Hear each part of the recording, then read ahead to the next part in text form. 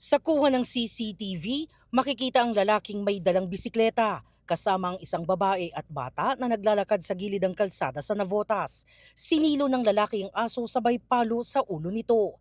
Ang babaeng may buhat na bata nag-abot sa lalaki ng sako kung saan niya isinilid ang aso. Sa isa pang video, makikita muli silang nakasakay sa bisikleta. Sinilo ang isa pang aso, pinagpapalo at isinilid rin sa sako.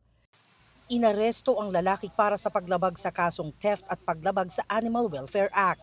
May nauna na rin siyang kaso ng pagkatay ng aso. Iniimbestigahan din ng pulisya ang umunoy pagkakasangkot ng lalaki sa umunoy illegal dog meat trade.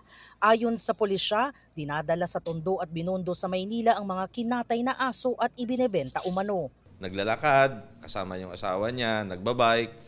Once na may madaanan silang mga asong gala, o baka hindi natin iba alam, baka mga alaga pa yung itong mga aso, may mga nag-order sa kanila na mga karne ng aso.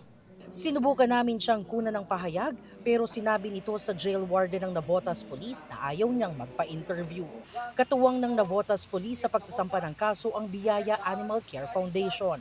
Labag po yan sa batas. Hindi dapat patayin at ibenta or ikatay yung aso para ibenta para magiging potahe para sa ibang tao. There is also a health risk. Puno siya ng mga bulate, puno siya ng mga ganon kasi nga it's not for human consumption.